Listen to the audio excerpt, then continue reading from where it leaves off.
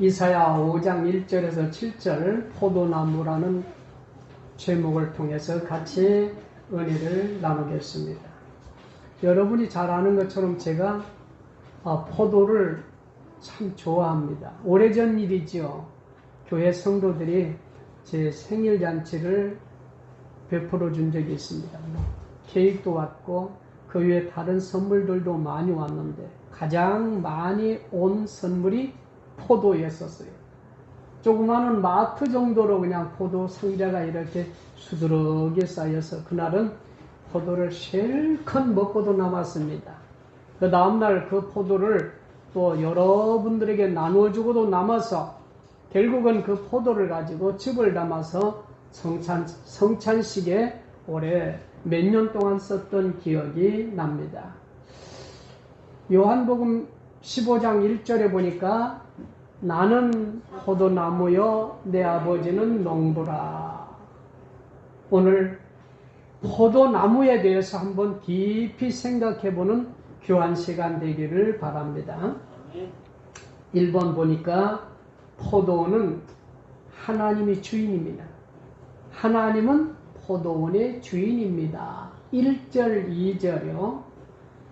나는 내가 사랑하는 자를 위하여 노래하되 내가 사랑하는 자의 포도원을 노래하리라. 내가 사랑하는 자에게 포도원이 있으며 신이 기름진 자녀로다. 땅을 파서 돌을 제하고 극산품 포도나무를 심었도다. 그 중에 망대를 세웠고 또 그 안에 숲들을 팠도다. 좋은 포도 맺기를 받았더니 들포도를 맺었도다. 하나님께서 포도원을 어떻게 만들었는가, 왜 포도원을 만들었는가를 잘 설명해 주고 있습니다. 첫째로 보니까 하나님께서는 포도원을 만드실 때에 땅을 팠다. 2절 한번 볼까요? 땅을 파서 돌을 제하고 극산품 포도나무를 심었도다. 그 중에 망대를 세웠고 또 그 안에 숲들을 팠도다. 좋은 포도 맺기를 바랐더니 들포도를 맺었다.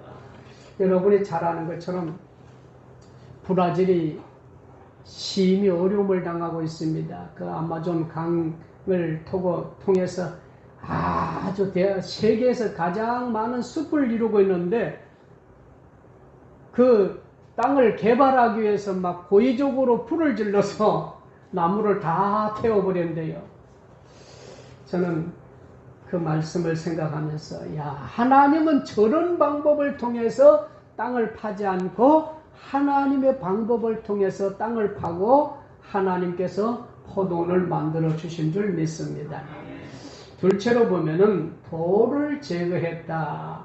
민수기 33장 52절 읽어볼까요? 그 땅의 원주민을 너희 앞에서 다 몰아내고 그 새긴 석상과 구워 만든 우상을 다 깨뜨리며 산당을 다 헐고.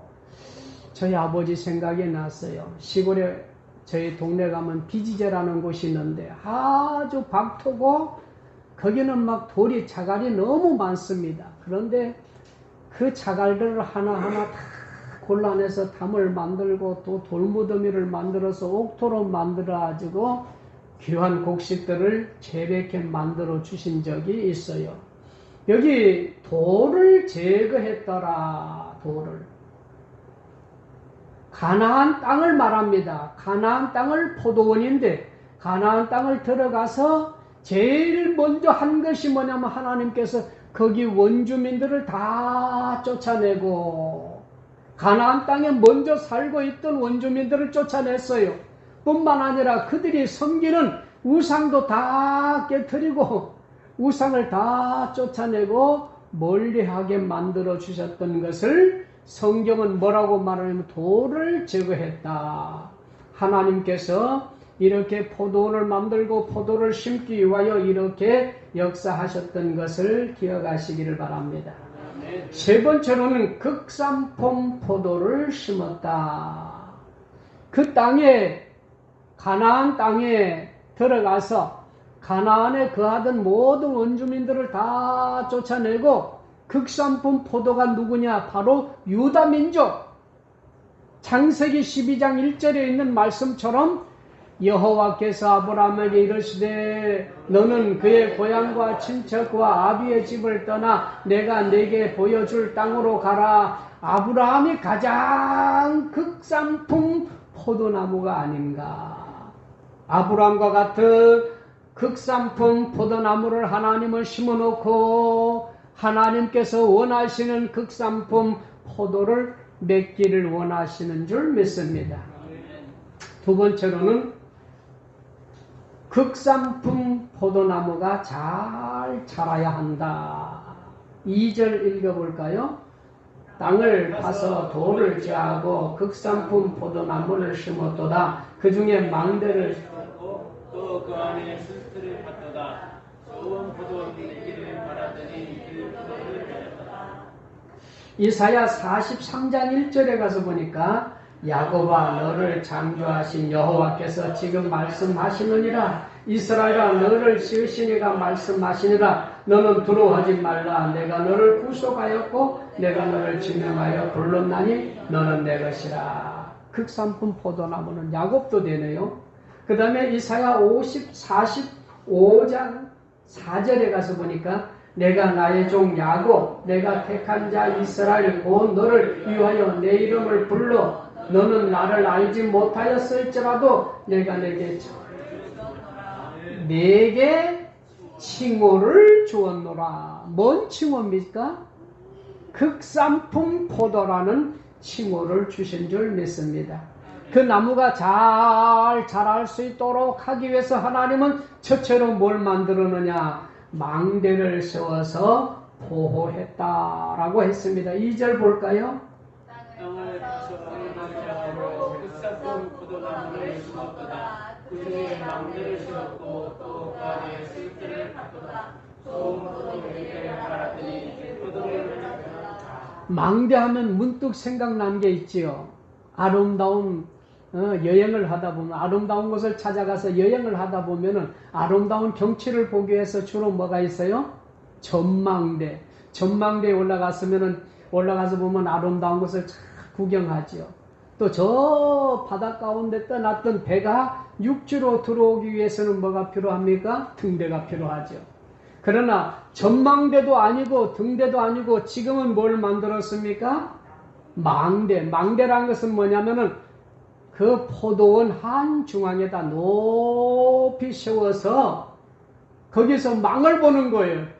날아다니는 까치도 뭐 어떤 새들도 또 들짐승도 도둑도 지키는 망대를 세워놓고 하나님께서 지켜주신 줄 믿습니다. 망대. 그 다음 두 번째로는 또 뭡니까? 그게 성경 구절을 더 읽어봐야겠네요. 신명기 32장 10절에 가서 오니까 여호와께서 그를 황무지에서 짐승이 부르짖는 광에서 만나시고 호위하시며 보호하시며 자기의 눈동자같이 지키셨도다. 하나님께서는 망대를 만들어 놓고 보호해 주시고 자기의 눈동자처럼 지켜주신다고 하셨습니다. 시편 121편 3절 4절에 가서 보니까 여호와께서 너를 실족하지 아니하게 하시며 너를 지키는 이가 졸지 아니하시리로다. 이스라엘 지키는 이는 졸지도 아니하시고 주무시지도 아니하리로다. 망대를 탁 세워놓고 하나님은 졸지도 않고 주무시지도 않고 하나님 눈동자처럼 포도원을 지키시고 살아계셔서 역사하시는 줄 믿습니다. 그 포도원이 우리 교회예요. 하나님이 지금 지켜주셔서 여러분과 내가 살고 있는 줄 믿습니다.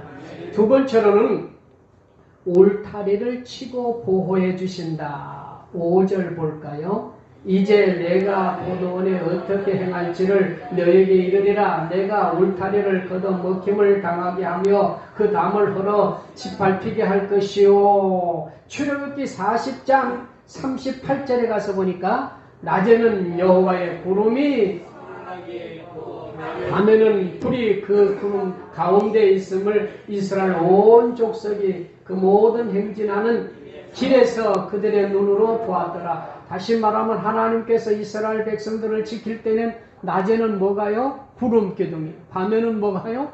불 기둥이. 그들을 보호하고 지켜주셨어요. 불기둥과 구름기둥이 울타리를 대하여 지켜주신 것처럼 여기에 포도원을 갖다가 울타리를 만들었다. 처음 한번 생각해 보니까 옛날에 가수원들은 주로 뭘 많이 쳤냐면은 탱자나무요. 탱자나무를 심어가지고 울타리를 만들었습니다. 그 다음에는 이제는 요거 가지고는 안 되겠다 싶어서 철조망을 쳤어요. 그 다음에 요즘은 뭘 칩니까?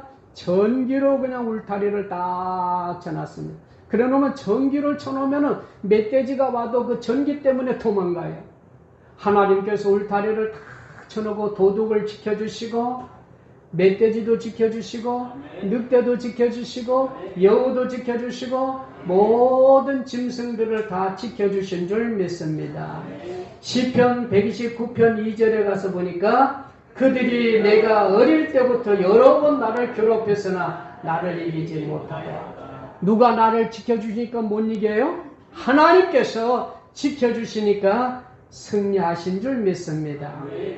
마지막 세 번째로는 3번을 가서 보면은 하나님이 원하는 열매를 맺어야 합니다.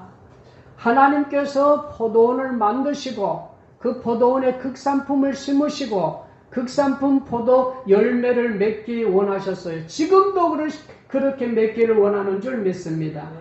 4절에 가서 보니까 내가 내 포도원을 위하여 행한 것 외에 무엇을 더 할 것이 있으랴? 내가 좋은 포도 맺기를 기다렸거늘 들포도를 맺으면 어쩌민고. 하나님께서는 할 만큼 다 했다는 거예요. 극산품 포도를 심어놓고 땅도 파고 돌도 제하고 거름도 주고 물도 주고 할 만큼 다 했어요. 망대를 심어놓고 그냥 강도도 지켜주고 도둑도 지켜주고 들짐승도 지키고 날아가는 새들까지 다 지켜주고 할 만큼 다 했는데 웬일이냐? 어떻게 했기에 들포도를 맺었느냐? 저는 시골에 있을 때에 그런 일을 해본 적이 있습니다. 고염나무에다가 감람나무 접을 붙여본 적이 있어요. 그러면은 나무가 고염나무였는데 감람나무 접을 붙이고 난 다음부터는 그렇게 좋은 감이 열립니다. 그런데 어떻게 했기에 감나무에다가 고염나무 열매가 맺혀질 수 있느냐? 그것이 하나님께서 하는 말입니다. 하나님께서 말하는 극산품 열매는 저처로 보니까 정의의 열매를 맺어라. 갈라디아서 5장 22절 볼까요? 오직 성령의 열매는 사랑과 희락과 화평과 오래 참음과 자비와 양선과 충성과 절제니라. 이렇게 9가지의 열매를 맺기를 원했는데 그 열매가 없더라. 그 다음 9절 읽어볼까요? 말라기에서 2장 17절 너희가 말로 여호와를 괴롭게 하고도 이러기를 우리가 어떻게 여호와를 괴롭혀 드렸나이까 하는도다. 이는 너희가 말하기를 모든 악을 행하는 자는 여호와의 눈에 즐겁게 보이며 그에게 기쁨이 된다 하며 또 말하기를 정의의 하나님이 어디 계시냐. 아마 미체 같은 사람이 한 말일지도 모릅니다. 히틀러와 싸우다 안 되니까 하나님은 죽었다 하는 것처럼 세상에 그렇게 아름다운 열매를 맺기를 원하는데 그 포도원들이 포도가 전부 잘못된 불의의 열매를 맺으니까 내 하나님이 어디 있느냐 그렇게 할 수밖에 없더라. 두 번째로 하나님이 원하는 열매는 공의의 열매였다. 아모스 5장 24절 볼까요? 오직 정의의 물같이 공의를 마르지 않은 강같이 흐르게 할지니라. 이게 하나님께서 원하는 열매는 정말로 아름다운 포도입니다. 제가 이 말씀을 생각하면서 그런 생각이 들었어요. 우리 한국의 교회도 얼마가 되지 않고 성도가 30만 밖에 되지 않을 때에 교회 다니는 사람, 예수 믿는 사람 오면은 거짓말도 하지 않고 나쁜 짓도 하지 않고 착하고 좋은 사람이었다. 정말 나는 교회를 못 나가지만은 너는 교회 다녀야 된다 하고 자녀들에게 그렇게 교육을 했던 시대가 있었습니다. 그러나 70년대, 80년대 가서는 뭐라고 그랬죠? 교회를 다니는 사람이나 교회를 다니지 않는 사람이나 똑같다. 그냥 교회 다녀도 되고 안 다녀도 된다. 교회 다녀봐야 교회 안 다니는 사람하고 똑같이 행동을 하더라. 그러다가 이제 근대에 와가지고 하는 말이 교회를 다니는 사람보다 교회를 안 다니는 사람이 더 착하고 더 낫더라. 그러니까 공의도 없고 정의도 없고 다 무너지고 결국은 오늘날 세 번째로 와서 무슨 열매를 맺었느냐? 들포도를 맺었다. 한국교회 포도원에 다니는 포도원에 있는 많은 포도들이 들포도로 하나님 앞에 보이면 어떡하겠느냐 그 말입니다. 들포도로 맺었을 때에 하나님은 이제 땅만 더 버릴 수가 없어서 심판을 하시겠다는 겁니다. 4절 읽어봅시다. 내가 내 포도원을 위하여 행한 것 외에 무엇을 더할 것이 있으랴. 내가 좋은 포도를 맺기를 기다렸거늘 들포도를 맺으면 어쩌미뇨. 들포도를 맺어버렸으니 내가 이제는 심판을 하는데 조그마한 1번에 가서 보니까 울타리를 걷어버리겠다. 5절 읽어봅시다. 이제 내가 내 포도원에 어떻게 행할지 너희에게 이르라. 내가 그 울타리를 걷어 먹힘을 당하게 하며 그 담을 물어 쓰다리게 할 것이요.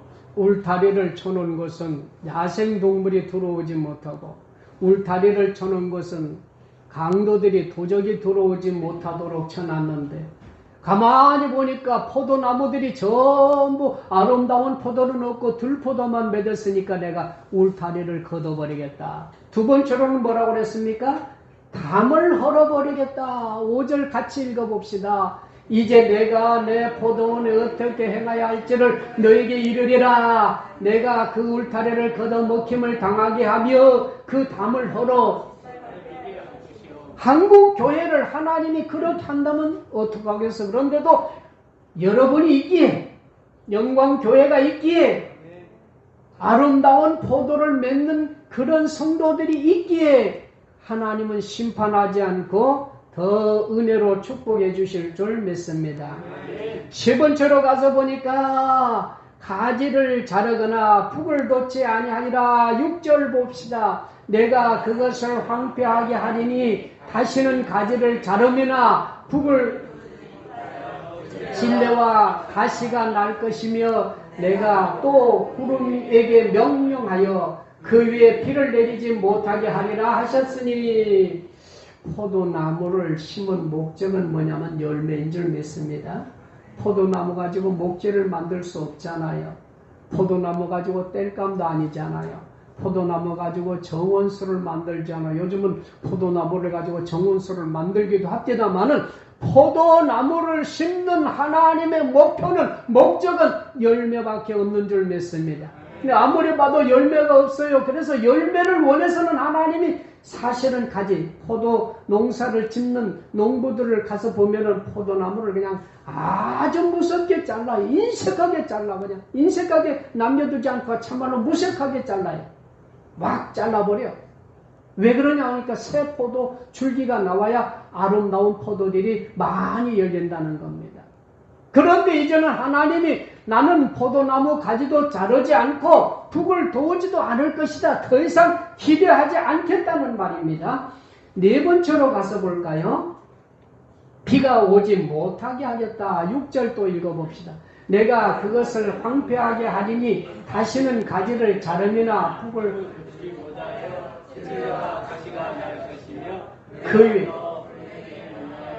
그 위에 비를 내리지 못하게 하리라. 여기 보니까 구름에게 명하여 하나님께서 구름에게 명령을 해서 과학적으로는 안 맞는 말 아닙니까? 고기압과 저기압이 맞춰가지고 비가 나오는 건데 비가 쏟아지는 건데 하나님은 그럴 가운데서도 구름에게 명령해서 고기압에게 명령해서 저기압에게 명령해서 비를 내리지 못하게 오지 않게 하리라. 이게 비가 오는 것도 하나님의 허락이 있어야 되고 비가 오지 않는 것도 하나님의 허락이 있어야 하는 줄 믿습니다. 하나님은 포도가 열매를 맺으면은 비도 주고 하나님께서 원하는 포도를 맺지 않으면은 비도 주지 않을 줄 믿습니다. 문제는 하나님께서 포도원을 정성을 다하여 만드셨고 극산 포도를 심었으니까 우리가 해야 할 것은 오직 정의의 포도, 의의 포도, 공의의 포도, 성령의 9가지 열매의 포도를 맺는 교회가 되기를 주의 이름으로 부탁을 드립니다.